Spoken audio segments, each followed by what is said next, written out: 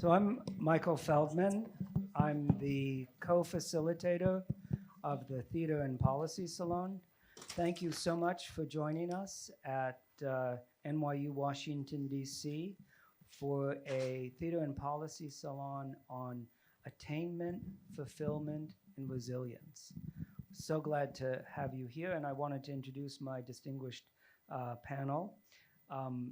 To my immediate right is Professor P.S. Perkins, who is an alumna of NYU. She holds a master in communication studies, home university hero. She is the founder and CEO of the Human Communication Institute and also teaches human communication at the University of the District of Columbia and at Prince George's Community College. Then in the middle is April Lawson. She is joining us from the Aspen Institute. She's the Associate Director of Weave, the Social Fabric Project. And now you're wondering, what is that? And she will tell you about it, and then you will know. She's worked in Washington at the Treasury Department with Booz Allen Hamilton at the New Haven Mayor's office, and she also worked at the New York Times. And she has another project. She's the director of the Better Angels Debates, which for those of you who saw Everybody or know something about the show is very appropriate for the conversation we're having today. And then at the far end is Drew Lichtenberg, who's the literary manager and resident dramaturg at the Shakespeare Theater Company, which is opening Everybody on Monday. And he's worked as a dramaturg in Washington, across the United States. He's also an adjunct faculty member at Catholic University and at the New School in New York, the other institution in Greenwich Village. Yeah, very, very close to NYU. I think they share a library system. Yeah. Little brother to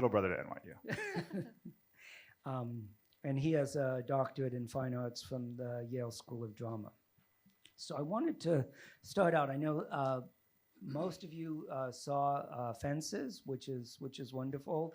I wanted to ask Professor Perkins if she would talk a little bit about Fences for those who haven't seen it, and then maybe Drew, you can talk a little bit about Everybody and give maybe a more extended summary of that play, if it's possible to summarize that play. Is that a challenge? Are you It is a challenge. I'm not dropping the mic, but consider it dropped. Would you like me to start? Yes. Good afternoon, everyone. I'm very happy to be here in NYU, Washington. I'm happy to be here with the Theater Policy Salon group, and I thank you, Mr. Feldman, for having me here, and NJ Mitchell, who is not here yet, but was very instrumental in me being here today. I want to apologize because I kind of got up off my sick bed to come here today. So my voice is a little raspy. I think it sounds kind of sexy, but probably not. I am very enamored with the work of August Wilson. I've actually performed in a couple of his shows. I am a thespian. In addition to the work that I do in communication, it's kind of the art of communication arts. And so for those of you that know anything about the School of Speech or Human Communication, it encompasses storytelling, reader's theater, chamber reading, spoken word, poetry, all of that.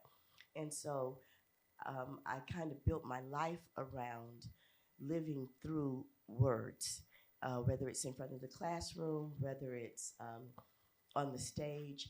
And I kind of traded my experience of stage life for human communication, which is why I opened the Institute. Because everything that was going on with Fences was a very real and dynamic experience for me and my families growing up.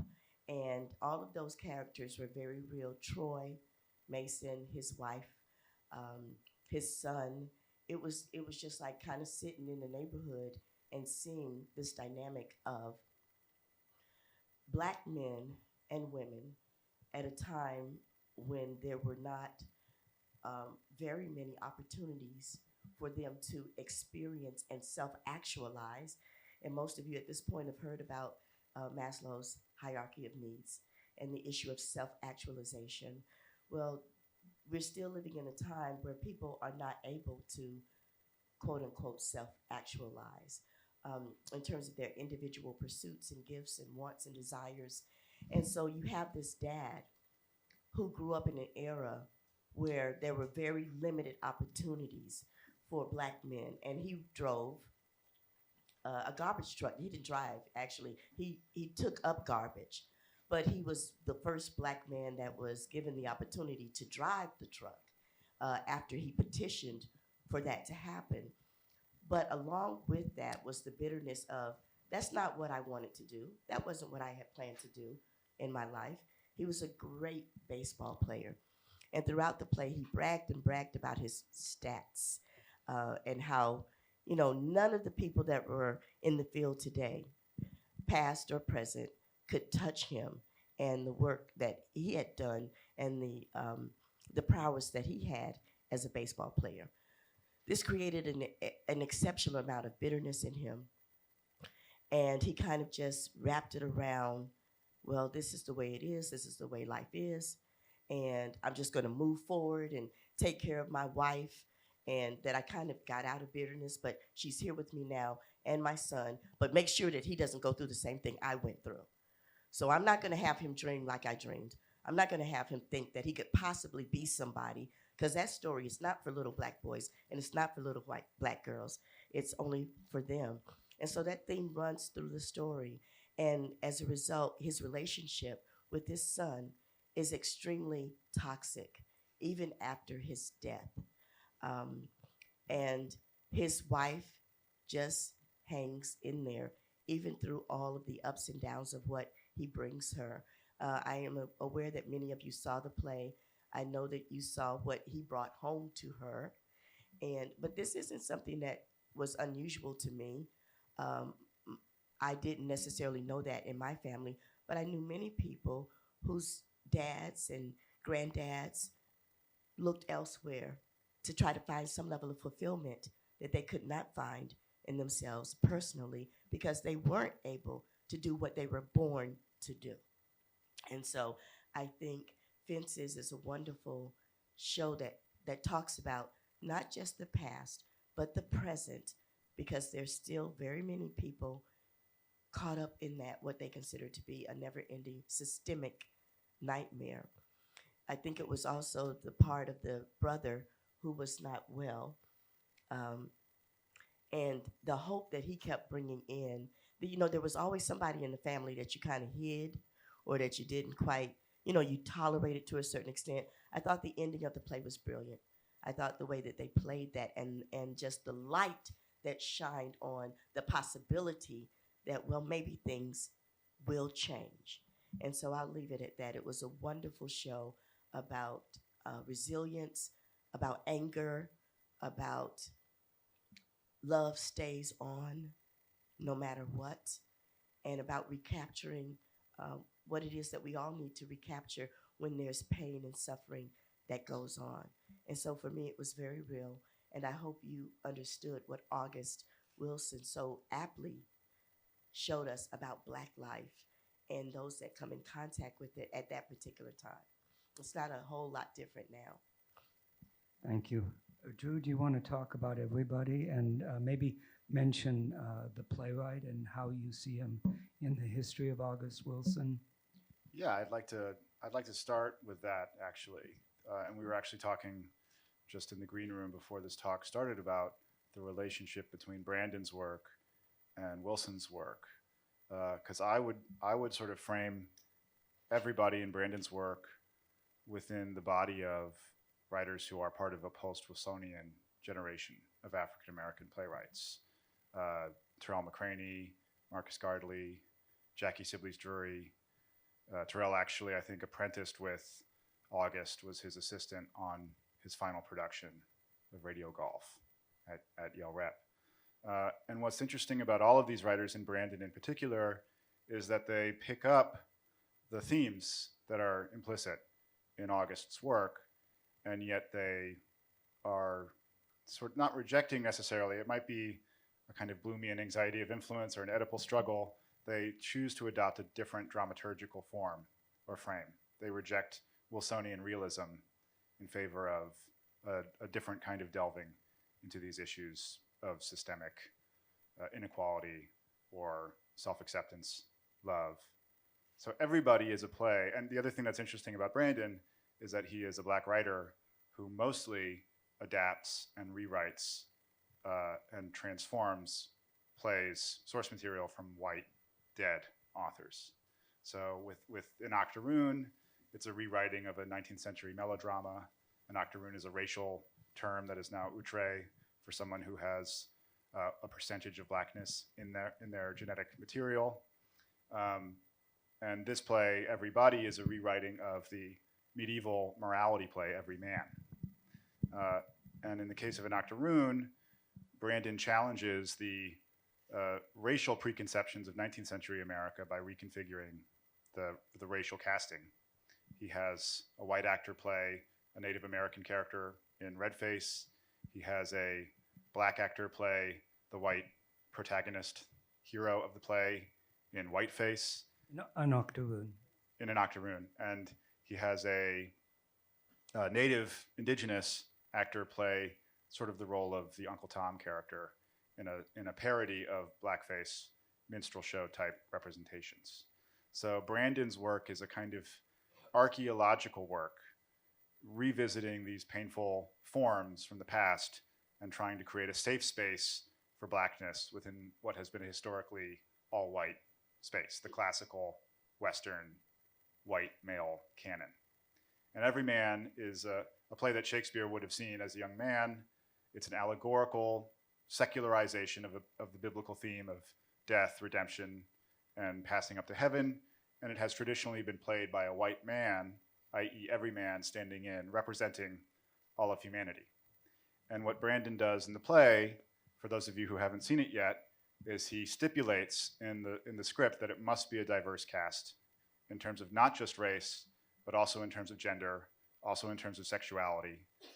In our production, we have one white male actor, but we also have a trans actor, and they play everybody, I should say. We have a white woman, we have a Latinx woman, we have diversity across all fronts. And instead of the play being a realistic representation of the struggles for equality and the struggles for love, it becomes an exploration of these interior struggles. The dilemma in Everybody is the acceptance of death and the fact that we have these relational qualities or relationships with people in our lives that on some level are illusory, because at the end of the day, we are born, we live, and all of us will die alone. It's a play that poses these questions of identity and selfhood through the lens of African American playwriting, but in a way that is also introducing all of these other complicating identitarian factors in a search for getting back to that universality, that universal theme. And by the way, Branden, Jacobs-Jenkins is from the Washington area, from Tacoma Park, so he's a local hero here. And apparently from a family of artists. I did not know his sister is a decorated poet, or his mother is a decorated poet. So, and I think the other thing, really,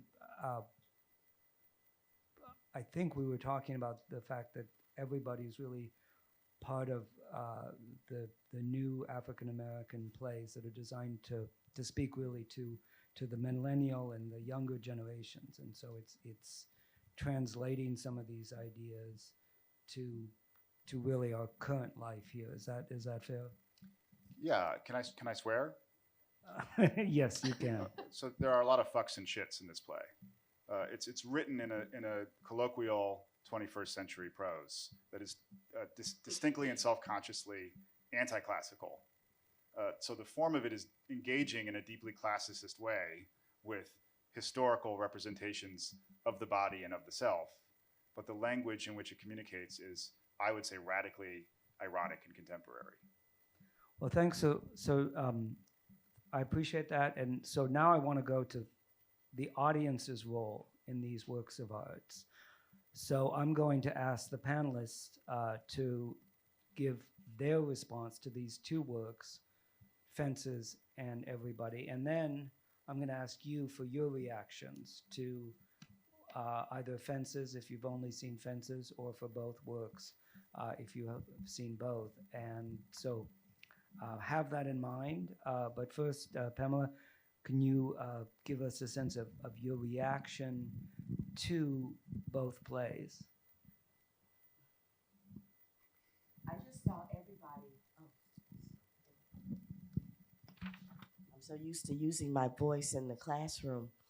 I just saw everybody last night, and I was a little puzzled at first about what was going on in the play, because they were all over the place, popping up out of the audience and responding. You could tell that they were planted, but at the same time, the things that were happening. And so it was very engaging and very active. I want to speak specifically, though, to some of the things, and as I do to prepare always, I started writing down and looking for the universality of what I saw in Fences and what I saw in Everybody. And I'm always kind of staying in my lane of communication. But if you listen to this list, those of you that have seen both plays, I think you will recognize. And if you haven't, when you go to see Everybody or Fences, whichever one you haven't seen, you're going to see this common thread running. And so I just wrote down things like, of course, life and death, time, and how we use time and look at time. I think I'm always talking to people about time, and especially my students, about their disconnection from time. And I have a phrase that I use: the present is in the present, and it requires your presence. And I just said that today because we're always so futuristically looking forward, but when you get there, it's still the present. So what's going on right now? Time, destiny, desire, dreams, fear, escapism, good and evil, spirituality and religion, God, devil, Satan, perception and perspective, innocence, denial of self, enrichment of self. I thought it was really funny when everybody wanted to take stuff with them because nobody else wanted to go. So everyone had this assignment to go out and find somebody to go die with them because they asked, could I go find somebody to come with me? We all want to take somebody to the grave with us. No, well, that's not going to work. And so he says, well, maybe I'll take my stuff. And so when stuff showed up, stuff was like, I'm not going with you. And it was almost like, but when we remember the way that Egyptian pharaohs and different people were entombed and how they took their stuff with them. And now we've unearthed most of them, and their stuff is still there. And I think it was very interesting the way that Branden handled all the different ways that we look at life. And a lot of the questions I really related to what I thought were very deep and thought-provoking ways in which he said, let's examine how we're spending every day. What's important? How many distractions do you really need? And at the end of the day, what are you taking with you? And Fences somewhat does the same thing. All of these things ran universally through both of them. Troy was fighting death, the devil, the whole show. And it literally, I mean, he was literally mentally and emotionally fighting the devil. And he won at least once, maybe twice. But at the end, he ended up striking out. And he used baseball as a metaphor throughout. These young people or these individuals in Everybody, it was one person that was everybody, but everybody is a metaphor for everybody. And so it was just interesting how these different things kept popping up throughout. And how escapism, Troy tried to escape in the arms of another woman. Innocence showed up because both shows had two young people that just kind of popped up, young kids. and they brought with them the innocence, and they brought with them the things that we often lose when we grow up and figure out Santa Claus isn't real. I hope everybody knows that in the room. Sorry. I found out real early when I was one of the younger kids that had to go hide the presents for everybody else. So for me, I think I'll just stop there and say those are the universal things that ran through both of them very clearly. But it took me a minute to go from Fences, that very hard edge street reality of Blackness, to, what's going on here, and these deeper questions. They both were asking the same questions from a different perspective. Thank you. And I'll just say that, all of those things run through everybody, and of course Fences, but there's also a lot of laughter in everybody. You wouldn't know to hear that litany of, deep topics, but it's really a very, well, it's satirical, it's joy-filled in places, so it's not like having your tooth extracted. It's Well, we like to say it's a play about death in the form of a comedy. And it's really a comic play in essence. So April, do you want to give us your reactions to both plays? Yeah. Absolutely. So it was a very good articulation of all the things they have in common. First thing I want to say is you should definitely see everybody. It's very much an experience, and it will open your mind about what theater can do. And it's fascinating because it's ultimately a play, which is to say a bunch of other individuals on stage about an interior set of questions. And so you should definitely go see it. It's very entertaining, and it will provoke thought in a way that won't be entirely comfortable, but will lead you to interesting conclusions. I think that so we also learned just a few minutes ago that part of what you're studying right now is how to draw relationships between two things which don't seem natural to put together. And these two plays are like that. And yet, if you look closely, the deep themes very much are in common, as PS was just telling us. What I want to focus on is the way that relationships are portrayed in both plays, because I think that both plays are asking the questions about meaning and about what does it mean to be alive? How do you stay alive as life throws thing after thing after thing at you? That's particularly clear in Fences. And for everybody, because it's very like on the nose, death has come and selected people and said, okay, it's time for you to go. It's very much, it brings up the questions of what did your life mean, actually? And I think that, as morbid as this might sound, those are actually really important questions for everybody all the time, because if you're not careful, especially in our sort of media obsessed world, it's very easy to sort of float through life and then all of a sudden realize later that there was a lot that, like, either you've sort of not been present for everything that was there, or that you've died before your time came.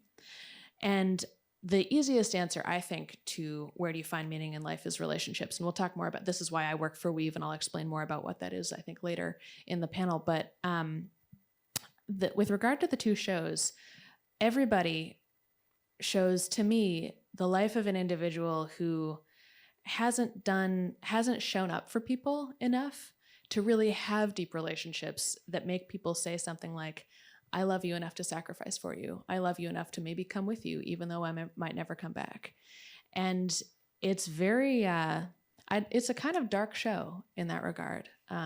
It's comedic, and it has to be, because, oh my goodness, like this individual hasn't, and you can kind of tell in how they ask people to come with them. It's not like, I know that you're going to be leaving a bunch of things behind. It's, I'm scared and I have to go on this journey. Would you come and comfort me?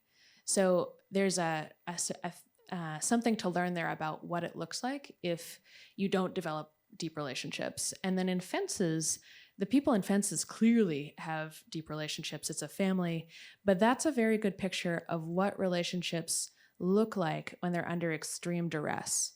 So when there's a lot of oppression and pain weighing down on people, how relationships warp. They stay intact somewhat, some of them. But as I really liked your description of how the father and son in Fences, how like the father really is trying, Troy really is trying to protect his son. And in the end, he drives him away because of the circumstances that have made him interpret what that should mean. And so I think that they both show sort of how hard relationships are and how necessary they are.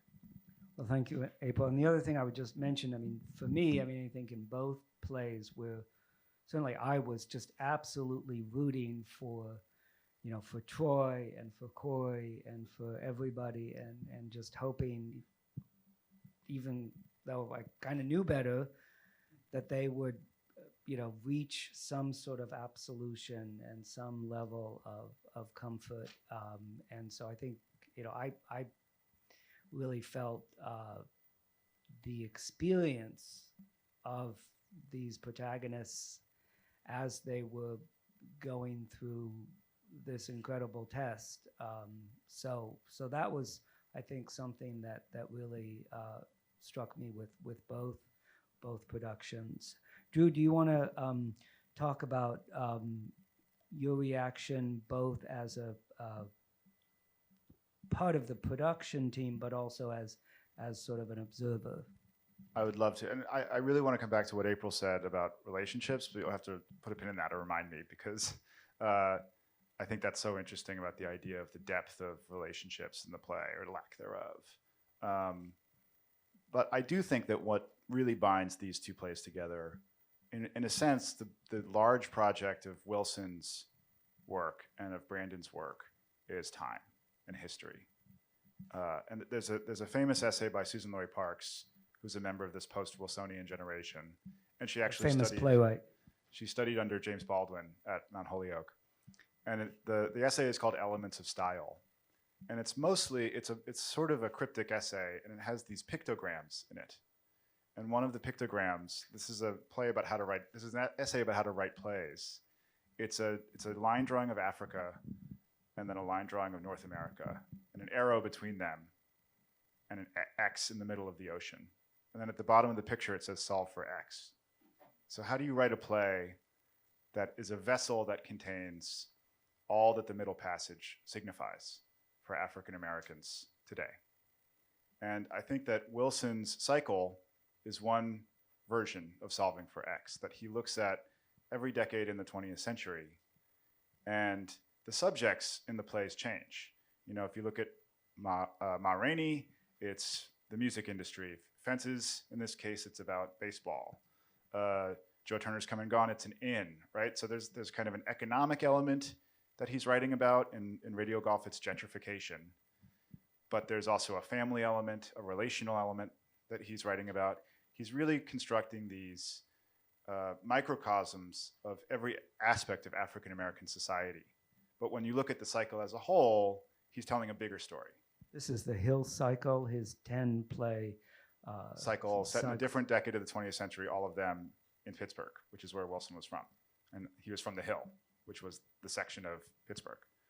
And Branden is doing a similar thing with all of his plays, which is sort of doing this archaeological spelunking in the white canon and trying to find ways of remaking these plays into something that feels like a safe space for Black stories to be told. So in both of the plays, time and the choices that we make, the relationships that we build in the lives that we live, is a huge actual theme. And both of the plays are ultimately pointing to something that I think April was talking about, which is that time will wipe away these kind of ephemeral social things and leave you looking at something much more elemental and much more weighty and much more philosophical. So both of these plays, I think, are engaged in a deep way of wrestling with identity and time and history. And how do we situate ourselves in relation to the past as present living beings? But I think what's interesting about what April said about the relationships or the shallowness of the relationships in the play is that it feels to me like Branden is, again, writing from a very 21st century perspective about the way in which cell phones, social media, and media, and the way we interface with the world is almost designed to make us engage with everything on a surface level, including other people. We almost treat other people as mirrors of ourselves. Because just like everybody in the play is myopic, so is friendship, and so is kinship and cousinship. In fact, all of the people in the play, or the allegorical characters, are complete shallow sort of monsters to each other. And there's a great moment where everybody says, why are we all such garbage? Why do we treat each other like garbage, and why do we treat ourselves like garbage? And actually, I think the deepest scene in the play between two characters is the scene between everybody and their stuff. There was one performance, and again, the casting changes every time it's performed, but there was one where it was two women, and they played it as a lesbian kind of breakup scene, where stuff was like really letting everybody down gently. Like, honey, I do this to people, and like, it's not your fault, and don't blame me, but stuff, I just ruin people, and they think that I say something about them, when in fact I just distract them from the important things. And everybody was like holding on to her. It's like, please, I love you so much. But I think Wilson is saying the same thing about stuff, is that we define ourselves through baseball, or we define ourselves through jazz, but ultimately that's just stuff, right? Who are we really when you get down to it?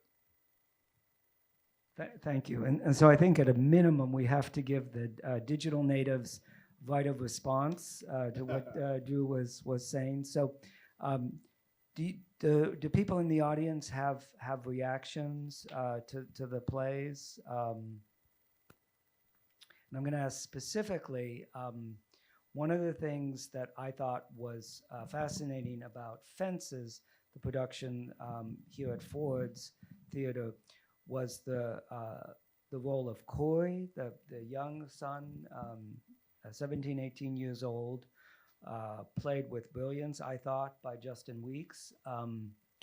And I want to ask you, does that performance and that characterization by August Wilson ring true? Did you see yourself in that character of Corey?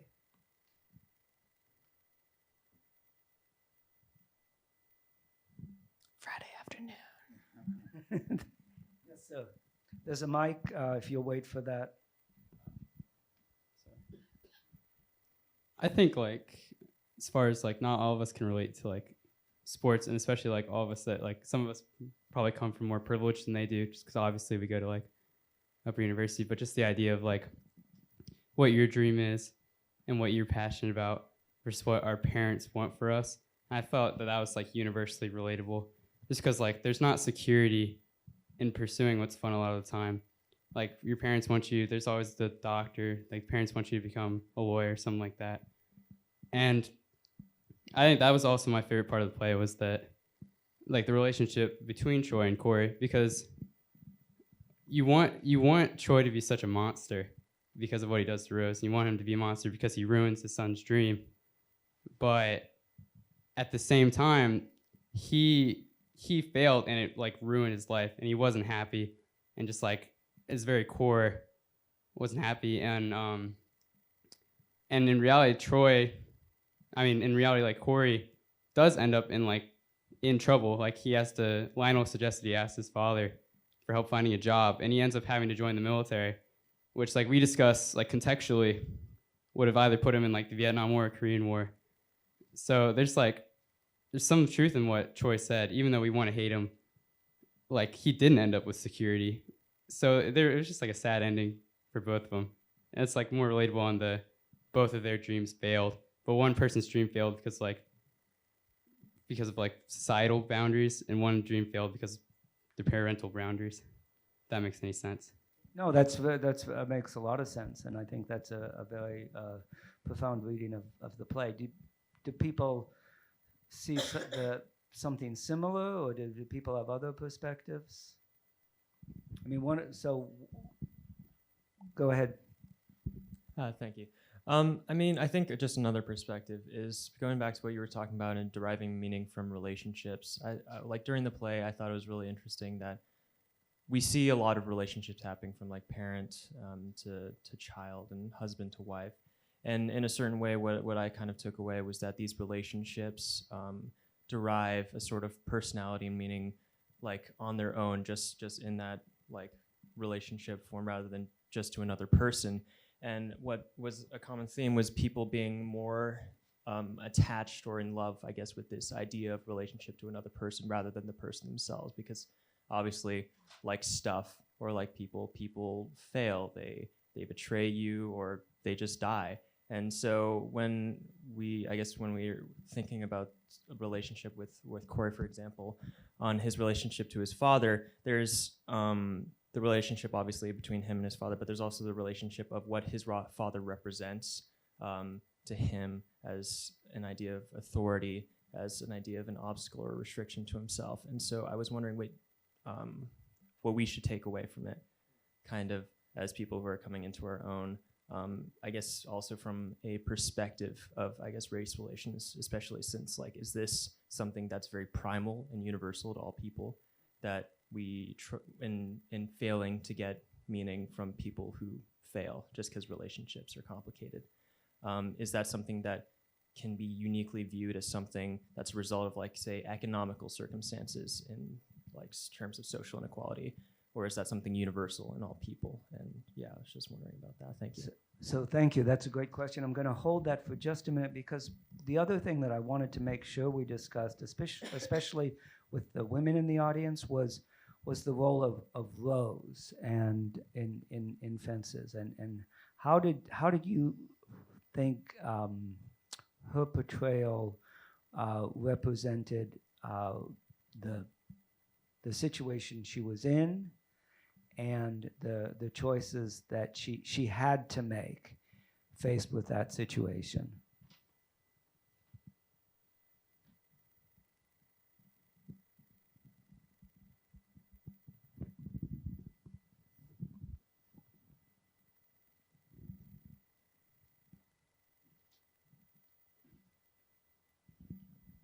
So that's my co-facilitator, NJ Mitchell. Thanks for being Hello, here. everybody.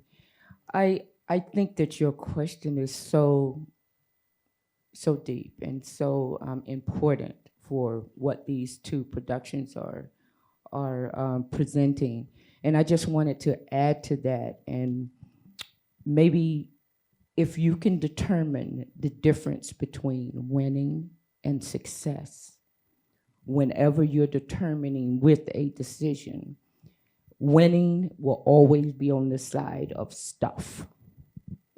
Success will always be on the side of relationship. Now, when you look at these shows and you determine who was striving for relationship betterment and who was striving for the stuff of what society says is a winner. So I think what you were processing in your mind is just trying to get to the determination of what's the difference between winning and success. Okay, if that is helpful to you.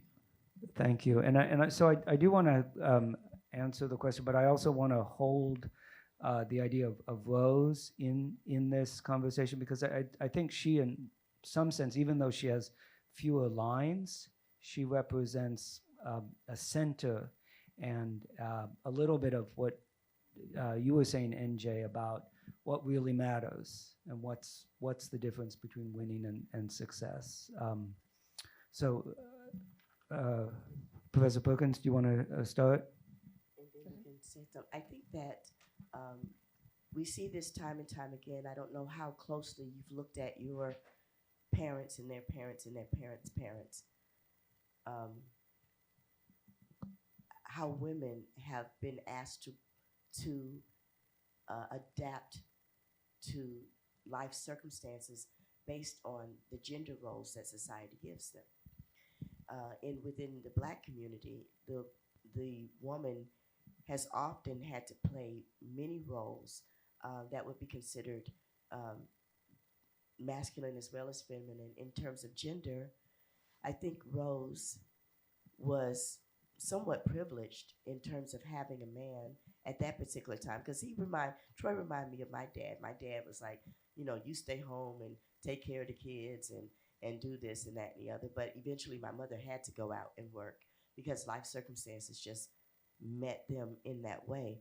I think Rose poured herself, like I saw my mother pour herself into my father and my grandmothers and your grandmothers and your mothers probably pour themselves into their husbands because society defines femininity. I'm making a distinction between female and feminine. We know that our female is our biology, our male is our biology, but our gender roles as feminine and masculine are very defined by our society. And I think that a lot of our the people that we come from, were okay with defining themselves that way. You know, this is what a wife is. This is what I remember one of my grandmother telling me a story about my grandfather getting mad at her. Well, no, she got mad at my grandfather because she served a part of the chicken that he did not eat. I won't say what that was, but he didn't eat it. And he says, I'm not going to eat that, Clara. And she was upset. You're going to eat, you know, that particular piece of chicken. So she went home to her mom that night because he would not eat that particular piece of chicken. And her mother said, go back. You know, you don't get to go home. Now, that was a small thing, but add up the big things and the bigger things and the bigger things that went on. I think my grandmother might have had 5 miscarriages before she finally had my father. There was a lot that was sacrificed to the roles of who are you? And Rose said in the play, don't you think I wanted some comfort? Don't you think I wanted to go out and have somebody tell me X, Y, and Z? This is Rose speaking in Right. the play. And she's like, I wanted to do all of those things, but I think a lot of times love is sacrifice, and we grow up with these fairy tales, but you look around and you see the reality of love is truly through bitter and sweet. It really, really is. And I watched that, and I thought he captured that very well. And I think that Branden basically was trying to say the same thing. The end result of all of it is love. And you take that with you, and you're gonna take the good and the bad with you, and none of it is stuff, and none of it is other people's stuff or other people's evil, or it's what you take with you. And I think that while we're in this flesh, we're just holding on to what feels real, holding on. But in all of that accumulation, it's the love that makes you keep going. And I think that's what kept Rose going. And I think that's a wonderful summary of both plays. I really appreciate that. I think we're kind of here again. I want to drill down on your very good question. Can we talk about the societal implications of these two works and kind of sort of where we bring them into our day-to-day life and how we want to impact the world? Go ahead. Yeah, I want to pick up this thread of winning versus success, because I think both of these plays are on some level advocating political action. And I think they're advocating a collective political action. One of the big themes of Branden's work is the trap of identitarian discourse, that we define ourselves in these very narrow, very myopic ways as individuals, you know, in terms of our identity. And really what everybody is saying is, yes, we all die, but maybe think about being good to each other and being good to the planet.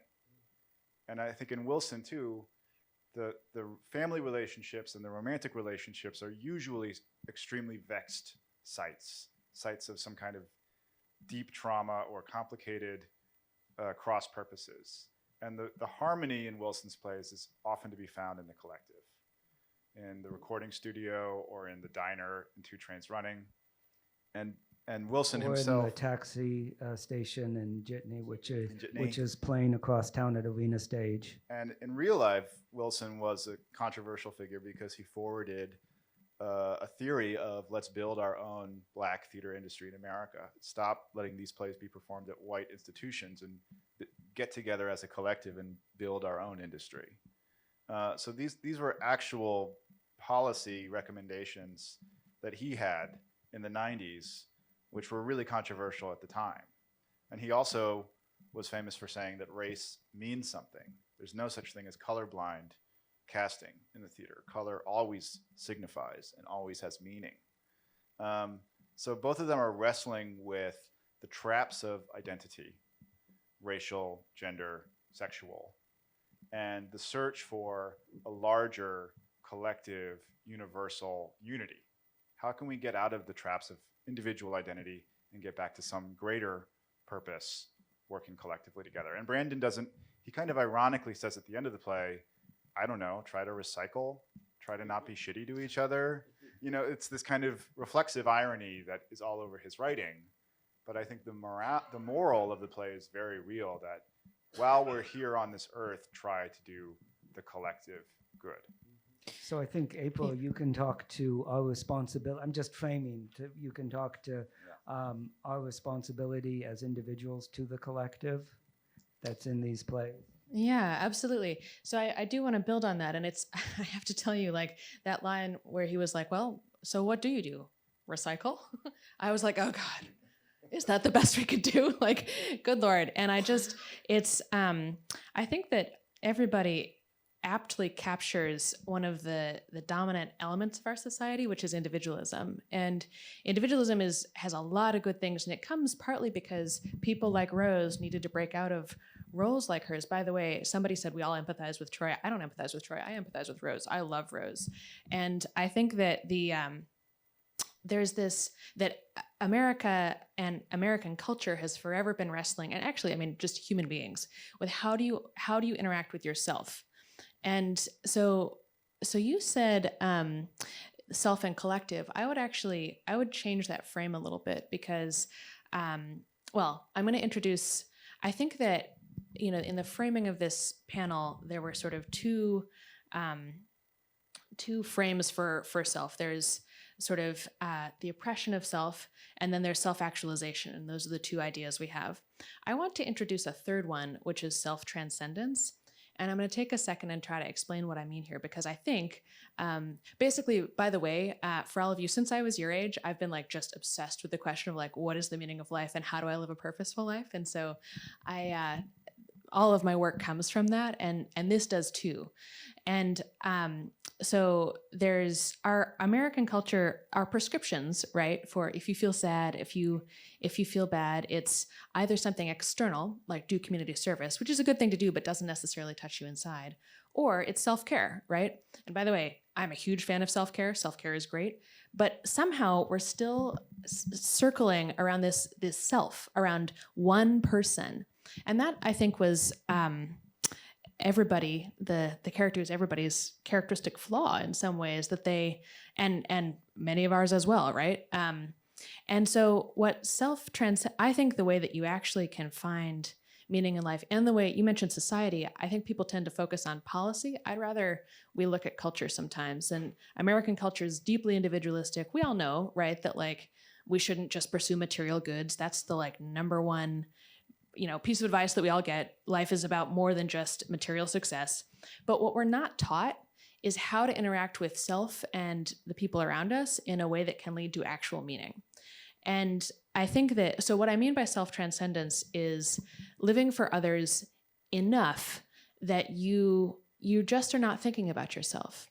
I want to draw one distinction here, though, because again, I do love Rose. Self-transcendence is not the same thing as self-erasure. I think that what Rose did was erase herself. She says, I put a seed in you, into her husband, and I put all of myself in you and hoped that it would someday bloom, and I eventually gave up, which is one of the saddest lines in the play. And I love the scene where she says, don't you think I had hopes? And you've never heard any of this from her. Troy is talking about it all the time. Oh, I gave you this, I gave up this. But Rose has never said any of that, but she had it too. And so she erased herself, and that's, we need to create a society where people can give themselves without erasing themselves. And that's a matter of culture. And I think it's a thing that all of us get to figure out to some degree in our own lives, but also, so the project I work for at the Aspen Institute is devoted to trying to build a culture where we can have, where we really deeply emphasize community. And again, I don't mean losing yourself in a collective. I mean like deep, high quality relationships, so that when your time comes and you're going to leave the earth, you can say, I'm really taking love with me. I'm really taking all these people with me. I don't have to be as afraid to die. So I mean, I'd love to have your comments. I wanted you to, if you could also look at the way communities under stress experience these choices. I think, as you mentioned correctly, you have a lot of options. You're coming from a privileged place, but some of the characters that we've seen in the plays, they don't even have all these options, and they still are faced with those choices. I think I can kind of build it into what you just finished talking about. One of the areas that we talk about in communication is the demarcation between cultures that are individualistic and collective. And basically, you can divide the whole world and understand a lot about the world and relationships by just looking at those two ideologies of how people live. I mean, literally, hyper-individualism that we experience here in the United States runs through our politics, our education systems, our social systems, everything. And not to say that it's good or bad, it is what it is. But when it runs in the juxtaposition to collectivism, maybe through slavery, through migration, immigration, et cetera, now we've got some dynamics that are really, really different. Many of you coming from various countries, maybe second generation at this point, third generation, but still dealing with the collectivism that your parents insist on inside of the house. You're going to study these many hours. You're going to go into this field. You're going to do this. Well, a lot of that has kind of waned away from the American perspective, from the people that initially came here through the Eurocentric paradigm, and they brought this individualism with them that has now turned into what we experience today through our separatism.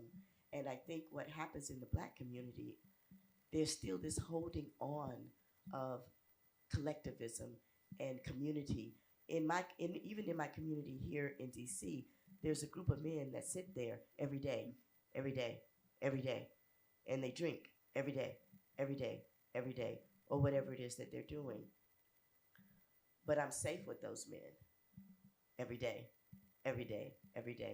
And they have a place in a collective, but there is a collective that is happening, even though it is basically, and I just have to use this word, been beat out of us, been whipped out of us, that we must be hyper concerned. And many of our children have drunk that Kool-Aid.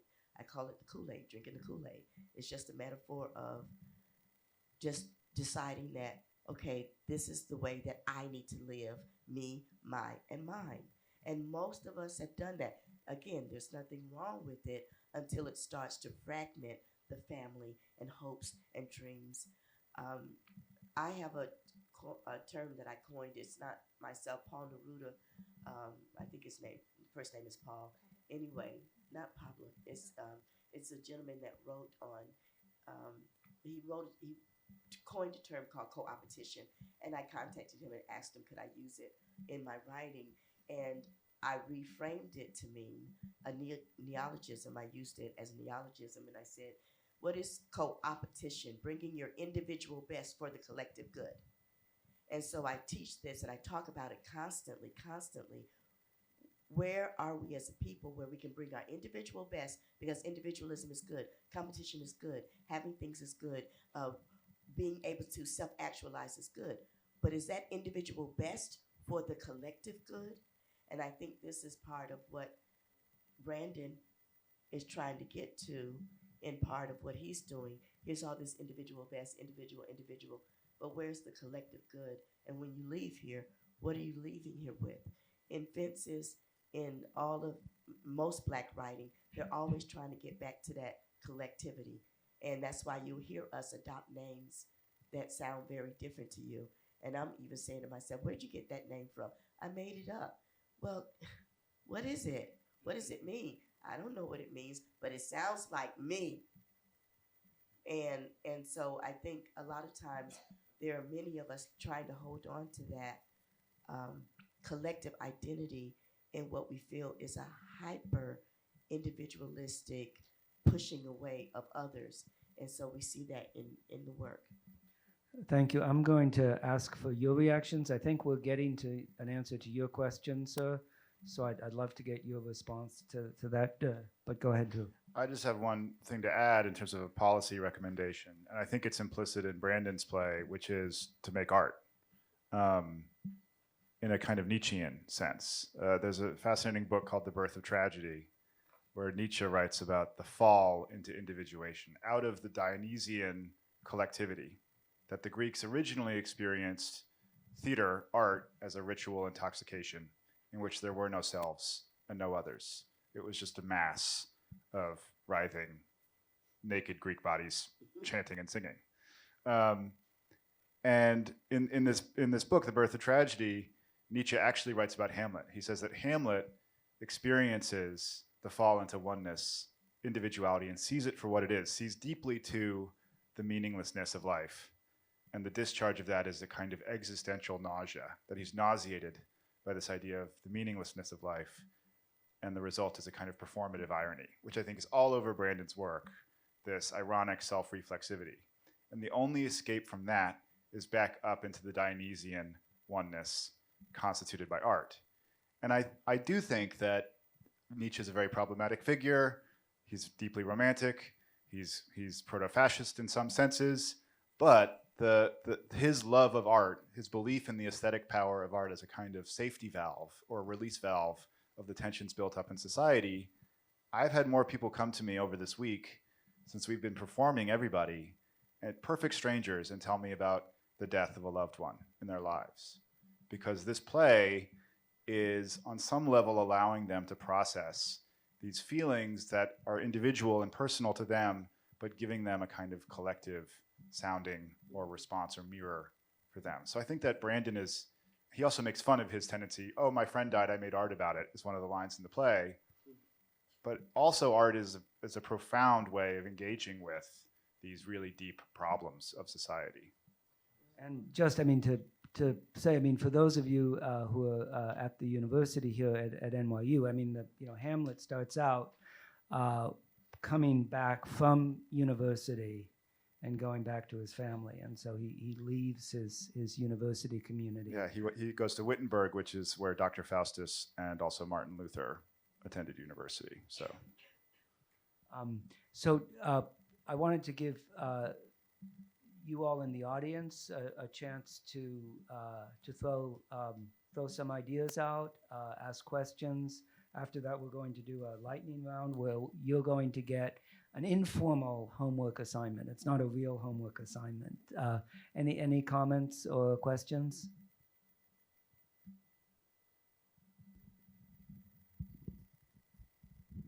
Yes, sir. Yeah, so I had a question kind of in this idea of the individual using their, I guess their force for the collective, and I guess in framing of the Nietzschean sense, like the kind of the will to power, the idea to kind of forcefully self-actualize yourself as an individual person. I guess if we have this sense that it is like about a will to power and power relations to each other in that sense, when we have individuals into a collective, and I know you were talking about kind of how I guess the African American community has this identity of a collective self to each other, and that I guess existing as a separate entity. My question is then, if there is that case that we ought to therefore use our individual selves toward a collective good, whatever that may be, what happens then if we have different collectives interacting with each other? And I guess when we're trying to derive the existential meaning of individual self and working toward this collective, wouldn't it almost seem like negative to therefore have these collective groups of people trying to derive meaning from those collective groups, encountering other collective groups, and therefore wouldn't that result in conflict or tension I guess in terms of like race, like I guess like a white identity versus like a black identity, wouldn't that be like a negative thing? Or how do you see both the positive of trying to derive meaning of individual power to a collective, and yet also having kind of a universal American culture, I guess, would be the alternative. And so I just wanted to get your thoughts on that. Thank you. Okay, any other questions? So, so I'm going to suggest that we have this, as I want people to answer the question, and I think that's a good place where you can summarize your final thoughts and then give your recommendations for the audience members on how to take action. Sorry, we're summarizing and doing recommendations, both? Yes. Okay. Do you want us to You respond? want to go first? to the question, or- Yes. Let me just say this. What you see is what you get. You're right. So we have discussions about democracy versus communism versus socialism, et cetera, et cetera. And all these man-made philosophies of, well, it's better if we do it this way, or the bureaucracy that bleeds through, especially now in a lot of what we see in our own politics, et cetera, et cetera. All of these are very huge and big questions. However, at the end of the day, we all need water, we all need food, we all need shelter. We all want to enjoy a level of peace. And I think that if we start to look at the combining of the individual and the collective and bringing it somewhere together in cooperation. So co-opetition is cooperation and competition, so that you do have people that are allowed to excel in their areas of excelling. But then you have people that back up those people that excel in that particular area, et cetera, et cetera. I just want to say this part. I feel that if we could all live more through our inspiration versus the aspirations that society often thrusts on us, even you as students, we're all aspiring for something as opposed to living out of the inspiration that we're born with. And I think that this is part of what Branden is saying. This is a part of what August is saying. And most of us, and I concur with you about art, art is supposed to make things that are very uncomfortable.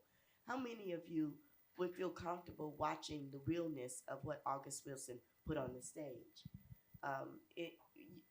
Sometimes I sit in the audience and I look at people, look at his work and others that are very stark, and it doesn't just happen to be the Black experience, it could be the Asian experience, Hispanic experience, Native American, and I say to myself, wow, how must they feel looking at this or experiencing this? But it's comfortable because we're safe and we can do it here, but what do we do with it after that? And how do I bring what I learned or what I felt back to my piece of the world? I think it's just about spreading understanding and trying to understand the universal things of love and peace, and where does war come from? Hyper mind. So I would say, hey, if I gotta choose, I'm definitely coming somewhere in the middle if I have to choose. But I don't think it should be necessarily one or the other, because with hyper-collectivism, you have all kinds of ethnic cleansing and things going on, right? So there's no, that's the best. I think it's a blending of what we all really are at our best, at our kindest, at the point of being merciful. Thank you. Yes, so I'm so glad you raised that question. I really couldn't disagree more with the frame, and it's a really substantive, interesting question. So I should say I don't like Nietzsche, and yes, I mean, he's very interesting and seductive and all that. But anyway, so I think that the first problem is that we are assuming that people live for will to power, right? And I'd like to ask who in this room is trying to choose a career first and foremost because it will get them power. Your generation of all generations recently is all about purpose, right? You're about meaning, you're about changing the world, you're about like living for something bigger than you. It's written all over like there's a Metro ad right now that says, you want to change the world, the FDA wants you. right? And which I find adorable because it's the FDA. And anyway, but like, God bless them. So the idea that human beings are about power, yes, human beings are animals that interact with power for sure. But the idea that that is our core misses, like, I mean, you just could not possibly explain art, for example, right? Beauty, love, any of the stuff that actually, I mean, you can't explain Troy that way. Troy spends his entire life trying to stay alive himself and trying to love his family. All the characters in that play do. And so, and then the other thing I want to do is introduce, so as is often the case in American politics, we have two poles. We have the individual and we have the collective. There is a third option, which is community. And it's, I think that I come from a political tradition that really is all about that. And I think that community is about honoring the individual and basing interactions on the kind of love that we've all known, right? So I think the model for this, the model for good interaction between groups is the same as the model for good interaction between people, which is deep love. And so you have all had a friend. This can show up in friendship, in the most beautiful friendships, right? You would do anything for the other person and it doesn't hurt you. It's in fact a joy to give to them. Sometimes that's a family relationship. Sometimes it's, I mean, it can be anything. It can be a professor, but that's the kind of relationship that human beings are meant for. We can descend into power primarily, but that's really who we want to be and who we are at our best. And I think that's the answer for what do we do with groups of people that are at war in society. With regard to what you personally can do to help build this kind of world, I would say two things. One is, so Weave is trying to do this. You can find us at weareweavers.org. And I really do think it's about the culture. And so what that, if I were to give you one recommendation for what you can do in your life that you are already, like you can implement this immediately, it is when you're with somebody, put away your phone and really be present. Because there's something about being present to people that people can feel and more will come out of them. And you only have to do it a few times before you really see somebody's heart. And the other thing I would say is particularly for marginalized communities, which, you know, could not be more important to this whole conversation, is that the research suggests that for kids, they can come from pretty much anything. And if there is one adult, one person who loves them that they can rely on, they can make it through. And this is shown over and over and over again. So I would just say, be that person for somebody. Thank you, April. Drew, and then we'll come back to you for. Yeah, I would second what April's saying. I think that you've put your finger on something that is real and is a real big problem. And for many reasons, it seems is getting worse, which is communitarian groups, collectives, either racial or ethnic, or nationalistic, who seem to be at war with each other. And it's here. I mean, we receive a audience survey after every preview performance of people's responses.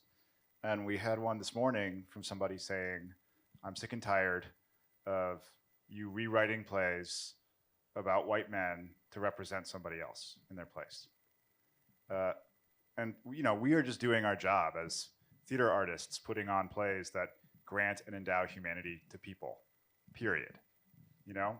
And the idea that that could be some kind of a political act or statement is really disturbing, that a segment of our audience feels that way. So yeah, my policy recommendation is to recognize humanity in all of its shapes and forms. Thanks. P.S.? I'd like to end by saying this. I didn't frame this very much, but one of the things I'm very interested in is language. Linguistic determinism, some of you have heard that, or linguistic relativism. If you look at both plays, you're going to see that language and the use of language and how it was used towards themselves, towards someone else, it's paramount. And like you were saying, put your phone away. I'm worried about some very uncommunicative children that I'm meeting these days. Their parents don't talk to them. They sit on the train beside them. They sit on the bus beside them. They surf the net and they do, you know, the Facebook. They do the selfies. And the only information that they get or sharing with the child is sit down, shut up, leave me alone. I'm not going to bring you next time, blah, blah, blah. This is a problem. It's in the language. All of this is in the language and how we frame it. Every one of us sitting here, our members belong to our own residue. Residue are your memories, your thoughts, everything that you are is basically residue left over from this point on. And those students in the class, my students that are here, you understand I talk about this all the time, residue. We are all residents of our residue. Troy is resident of his residue. Everybody was a resident of his residue, their residue. We're all nothing but residents of our residue. What is your residue saying to you about other people, about yourself? How is it framing? One of the things that I wanted to say, in everybody, the choice to have that white background, where it was just like, it was just stark white. And it reminded me of a canvas that everybody is born with until other people start putting words on the canvas, or you start putting words on the canvas and start creating something called your life. What are you creating? And whatever it is, you're creating it in your thoughts, your words, and your deeds. So I would say, as we look at fences, as we look at everybody, as we look at words like kindness and love and rejection and hurt and pain, where do all these words come? Where do they come from? How concrete are they? How abstract are they? Who's defining them for you? As NJ brought up earlier, the difference between winning and success. Who's defining that stuff for you? Beauty. I had to totally change my attitude towards beauty, or my definition towards beauty growing up. I had to, for my own sanity. I had to change my definition of beauty. I had to change my definition of success, all of it, because the paradigms that were given to me, there was no way I was going to make it. I wasn't going to make it mentally, physically, emotionally, or spiritually. I want to end by just sharing something that's at the end of this book, and it is something that's framed about what I just said and what we need to think about in terms of when we leave, how we live, and when we leave. Watch your thoughts, they become your words. Watch your words, they become your actions. Watch your actions, they become your habits. Watch your habits, they become your character. Watch your character, for it becomes your destiny.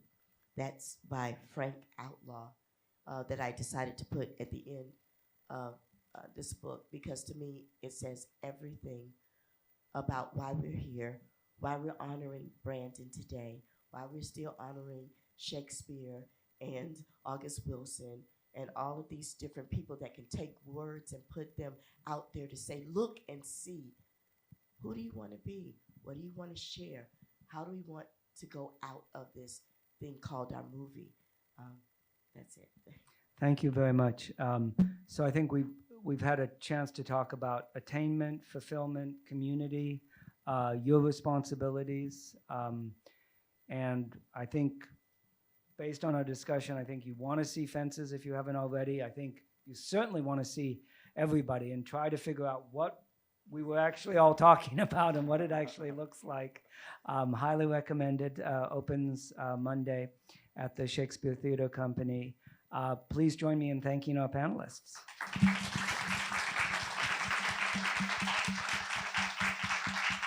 Is it okay that I mention that Branden's mother is in the audience? Hello, that's Branden, Jacobs-Jenkins' mother. Oh my the author goodness. of Everybody. She's the one that raised him in Tacoma, and she was nice enough to join us today. Thank you. Well, it's a privilege. Thank you for coming. Have a great weekend. Thank you.